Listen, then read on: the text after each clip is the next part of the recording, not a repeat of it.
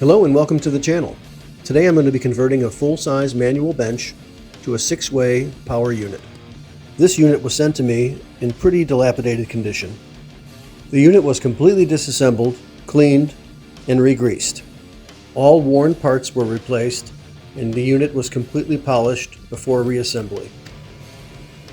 After reassembly, the unit was mocked up and tested for full range of motion.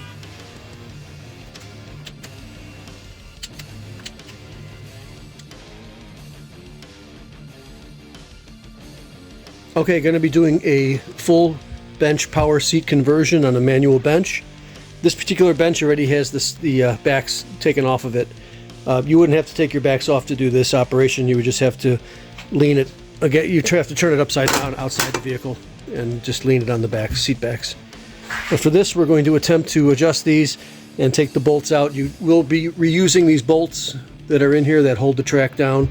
You'll be using them for the electric power bench. And also, of course, you'll be reusing the floor bolts as well. You can see that this particular manual bench track, the bushings are gone on it, as well as the spring on this side. It's gone. So we're going to get started now disassembling this. So we're going to need access to the bolts.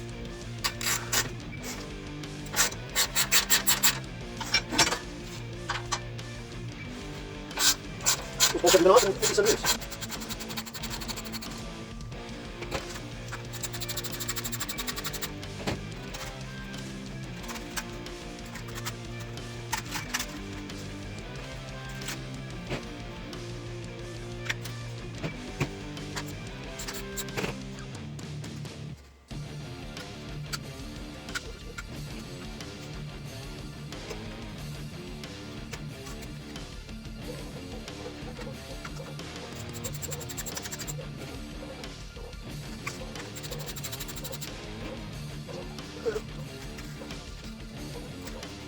Okay, so normally when you get the shipment of the power seat box, there'll be a couple different boxes in there, possibly 3 if I have the interior trim to sew with the power seat unit.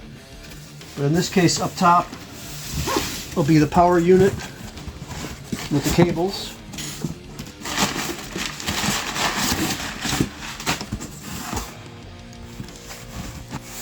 And then the tracks, which we're going to be the only thing we're going to be concerned with right now.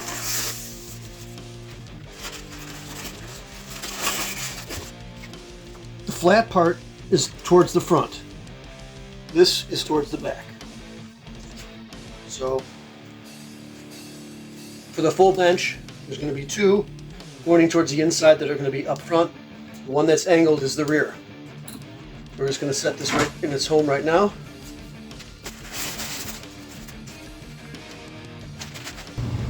Okay, again, this is the passenger side, and you'll know that because, again, this is the front of the unit with a square edge, and as far as the actuator, this will be pointing in towards the inside at an angle. That's the rear. Now, normally when I ship these, they're all the way down in the closed position because it saves as much space as possible. So you just have to buy a square tip, or I'll include it in with the kit. And then you can either hook that up to a drill if you have a drill to run it, or you can just run it by hand. You want to be able to raise it up all the way up because you must have these things synced before you hook up the electric motor. You can see it takes a long time to do this. I'll speed it up.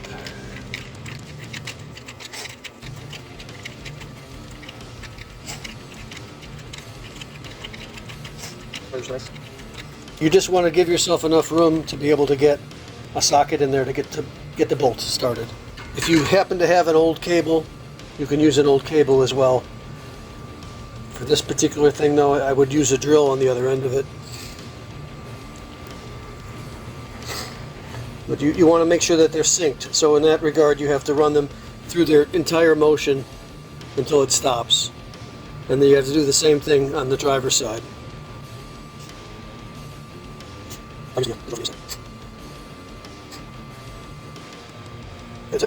This one will actually turn the opposite way.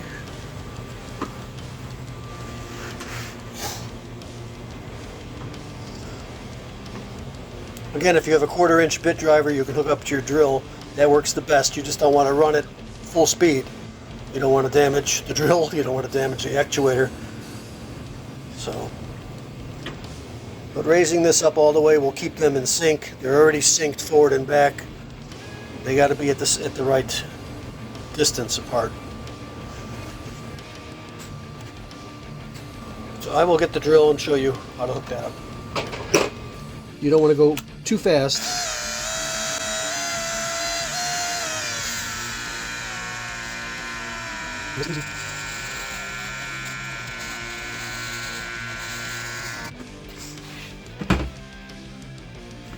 Now that should allow you access to the back bolt. Shouldn't be a problem, I hope. If it is, maybe it's all over here.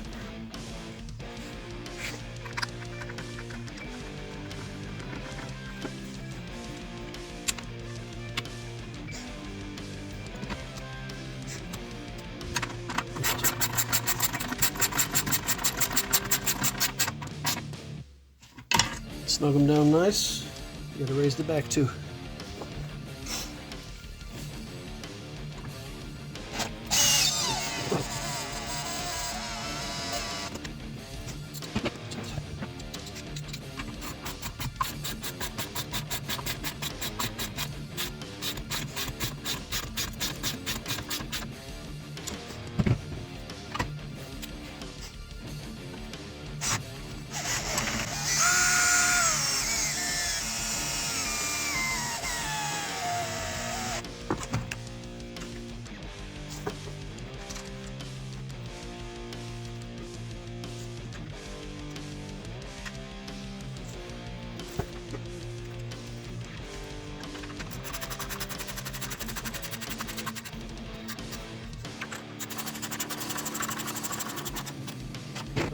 Alright, so I've got screws. These are flatheads. If I rebuild a unit and it doesn't come with the screws, I'm going to use the hardware that I have here. And I do have these flatheads that are stainless steel. I believe they're stainless steel. They may just be zinc coated. But at any rate, the track itself has mounts, has holes already in it. Whether or not these holes are going to work is yet to be. We got to make sure that they will work. But you have to. You see there's nuts that are welded on the top of this bracket. It's the bottom because it's upside down now. So that goes from underneath, like so. And then you start the screw.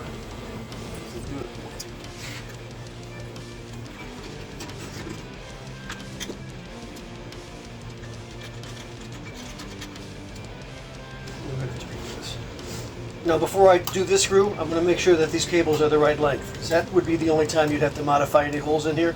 If it was completely out, you don't want to stretch the cable too far where the jacket end pulls away from the plastic piece that mounts to the transmission. So you want to make sure that you have enough cable to get it in there.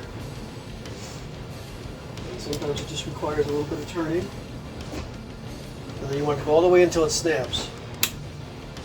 And that's it. We're not going to worry about the placement of the wires right now. Black one, same deal. That one's a little more tricky though. Looks like it's going to be tight.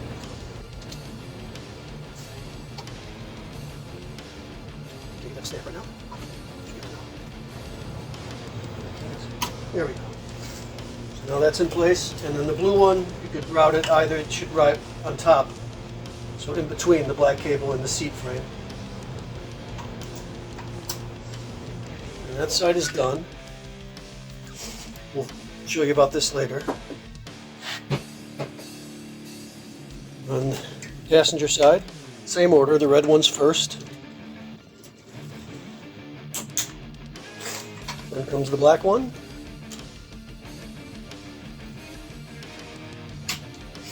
And then the blue one.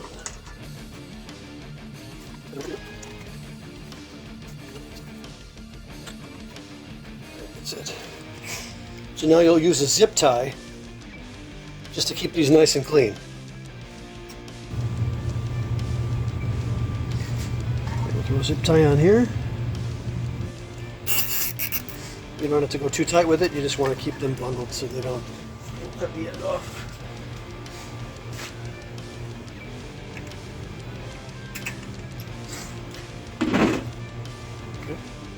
And now that I know that the cables are all lined up and work, I'll put the other screw in and then I'll tighten everything down.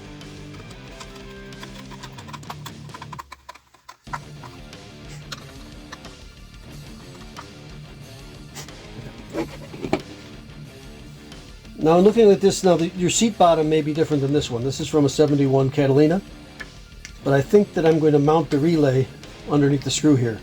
You might find at times that you can't mount it anywhere on the apparatus. You could mount it back here, as long as you have enough room, and it's not going to, obviously it's not going to bottom out. You have all this clearance here.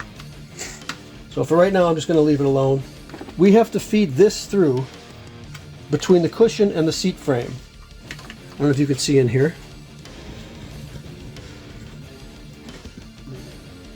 This has to be routed between. Now before we start, I'm not going to actually cut up this seat because I don't know if I'm going to leave this seat manual bench or what I'm going to do. It's not in that bad a shape.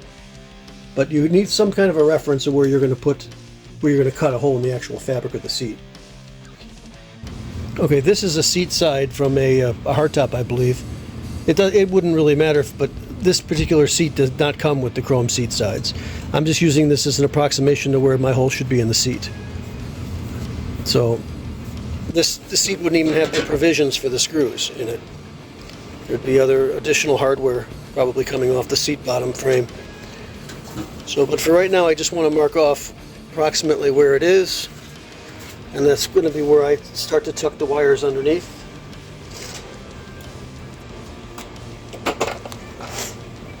I'm just going to use this and make a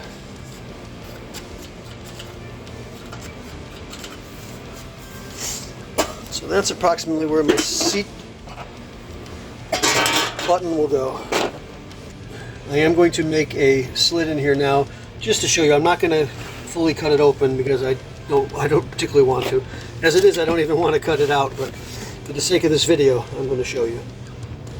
But this would be where the seat, this would mount, and then your switch would actually go inside there and screw down. So this would be behind the fabric, obviously. So you can also use this as a guide so you don't make the hole too big. So I'm just going to make a small slit in there now. It's my own better judgment, just so I can slide through the power switch. At the end here, you would kind of fan these cuts out that way. So then you could just cut an additional length that you would need to get this to slip it through there. I believe this has to come in through the back, if I'm not mistaken, so the orientation would be this way. But we have to actually slip it underneath. I probably would run this under here. And then we'd have to make sure first that this is pretty separated here. Which will be good.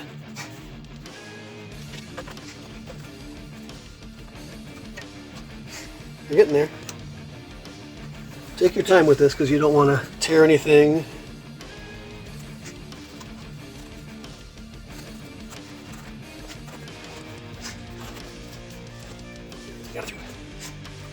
So again, we could probably mount the relay down here somewhere. I don't think that's really going to matter much. You don't want it coming out from underneath the seat, obviously.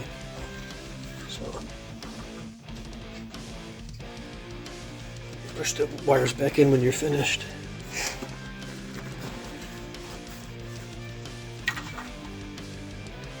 I'm going to elect to put it here.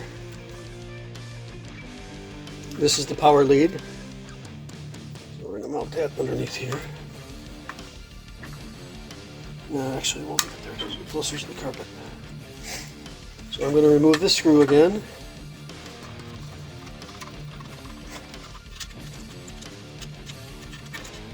And by the way, we will be mounting this in the car.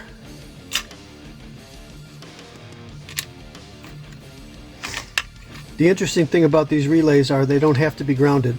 They use the, I don't know if this will fit, I'm going to have to drill this out a little bit. Which it won't fit, actually.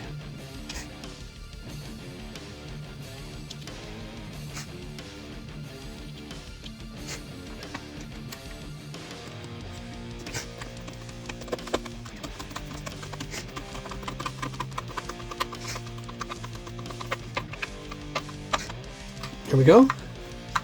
And that's pretty much it. You would, again, this would have to be hidden a little bit better than this, but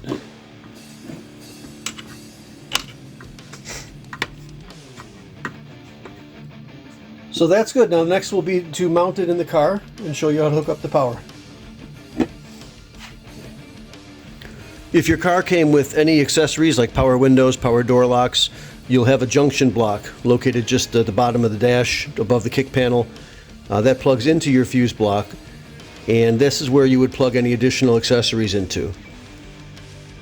If you don't have that junction block, you would have to find a dedicated 12 volt source, about 30 amp, to power the seat.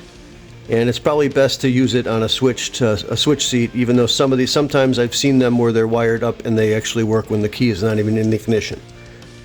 To plug it in, you'll have the end of the power lead. It can only go in the junction block one way. There's all these little tangs on there, and you can plug it up top, you can plug it down below, wherever there's an open slot for it. Okay, we're going to start by putting in all of these back foot screws, bolts I should say. In the case of this, I'm just going to start the one, then go to the other side and hope that I'm lined up. Go to the other side, hope I'm lined up.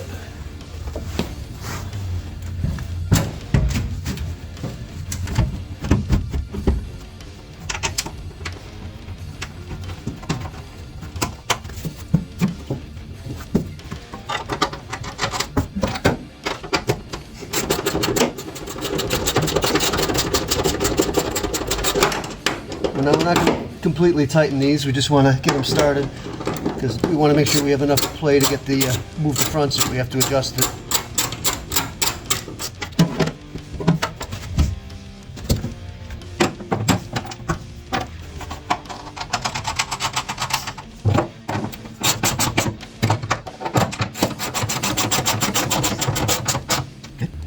Okay, as long as the seat is all the way forward, if you have a power lead already, or you want to cut a power lead in, you're going to make a little slit in your carpet somewhere underneath the seat where it's not going to be visible when the seat's all the way back. And I can kind of show you where that would be once we hook up the power to the seat. So this is the power lead that comes off that junction block. Plug it in. Okay. All right, obviously this is a two-man job. If you have the seat backs on there, the seat's going to want to fall backwards.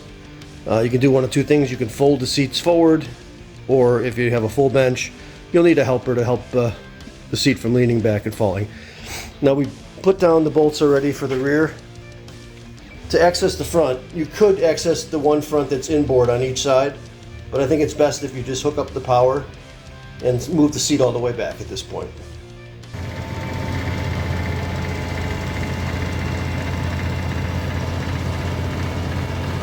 So now you can access all the front bolts. Again, if there's seat backs on here, you're going to want to have somebody support it. You don't want to start bending the track feet. I spent some time straightening these on this particular track. You don't want to. The last thing you want to do is bend the tracks. Okay.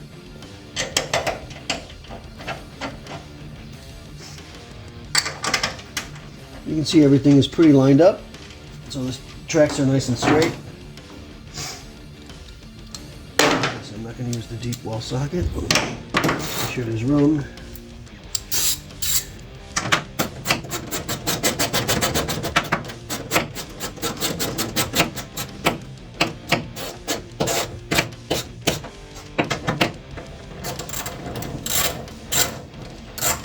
If you have a power ratchet, more power to you.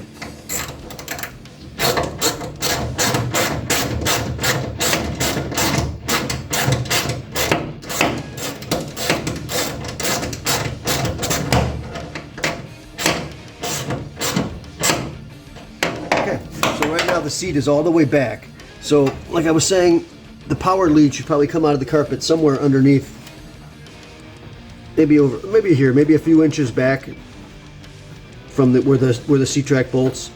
That way you won't see the wire. Now I don't have any of the plastic covers installed on here for this mock-up, but I will show you how to install those as well.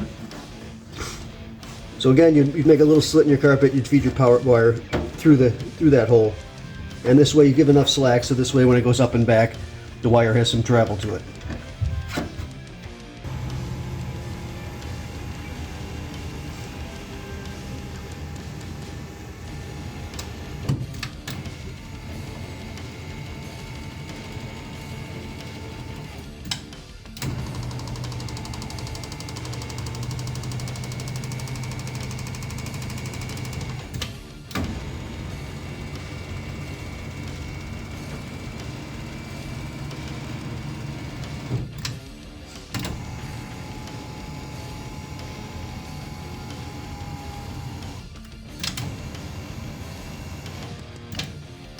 That's it.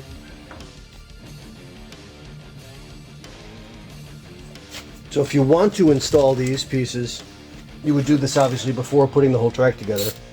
But I neglected to put them on when I first started the video, so I'm going to show you this now.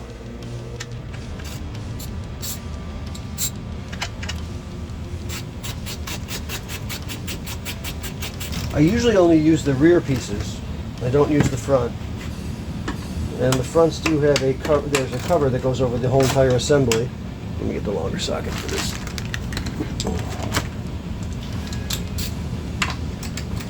I gotta loosen this one to be able to lift it up enough to slip that inside there.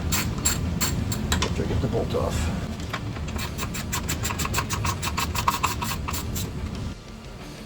All the time. So anyway, these would slip in. There's a hole where the bolt goes, obviously.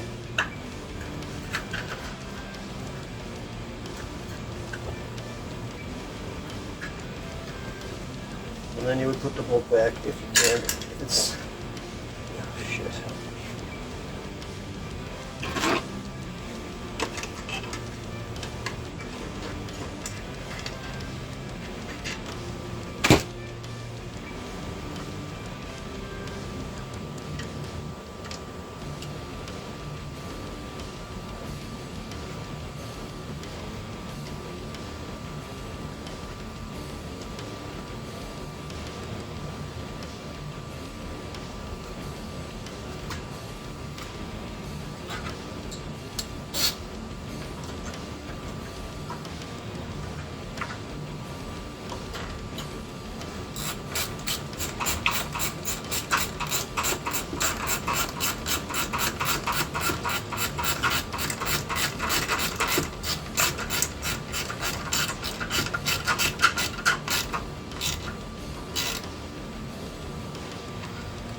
Want to make sure it's nice and snug. You don't want to over tighten it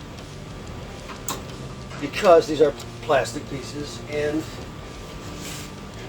in many cases when I get these off of old cars, they're all cracked up.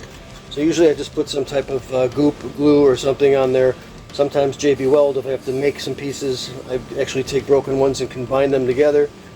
But in this case I just use some goop glue just to hold it and stop that crack from getting any bigger. Once you snug them down, they're not really going anywhere. The problem is they do dry out over time. So that's how you would install the foot covers. You would do that while you're putting the unit together. You want to make sure that it's not going to bind with the seat sides. This is the one for the driver's side. Obviously these connect up. There's little push pins that hold this in place. So you would do this again while the seat is mounted on the floor of the car. But these mount like so. And then the idea is when you go down all the way, you just don't want it to be binding, because if it's binding, you will break these pieces. So if you got to coax it a little bit, I should say, you just want to make sure that the piece is going to not interfere. So once this is down in its correct position, it just helps to hide the motors from view. It's hard to come by these. A lot of times they're broken and cracked up. But again, the whole thing is you don't want the outside of this to be like that, because when you go to put the seat down, you're going to crack these pieces up. So actually, I'm not going to run the seat again right now, but this piece looks like it would definitely work out. In fact, I will put some push pins in there just to make sure.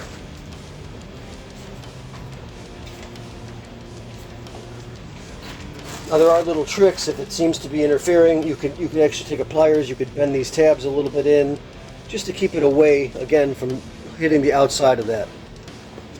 So the pins themselves look like this. They're just these little tiny black plastic push pins. They get a little bit of a serrated circumference to them, and when you put them in, they kind of are supposed to just kind of bite. I'm only going to put the outside ones in here because sometimes they can be a pain to take off. This will give you an idea. I'm going to get this one in. There we go. That's one.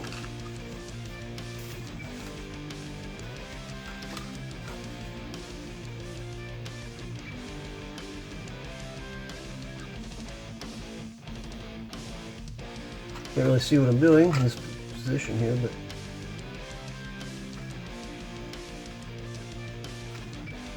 there's two. So you can see right now it's all the way in its up position. This is completely covered. This is good. This will not bind and break. And there's also another push pin for the other side as well. So this is what it should look like. This way you don't see it when you're putting the, from the seat back, people are getting in the back seat, you don't see the seat track at all back there. And that's it. So best of luck installing the seat. If you have any questions, my email is down below in the description, as well as a link to my website where I sell all the parts for these power seat units, as well as complete refurbished units. Thanks a lot for watching.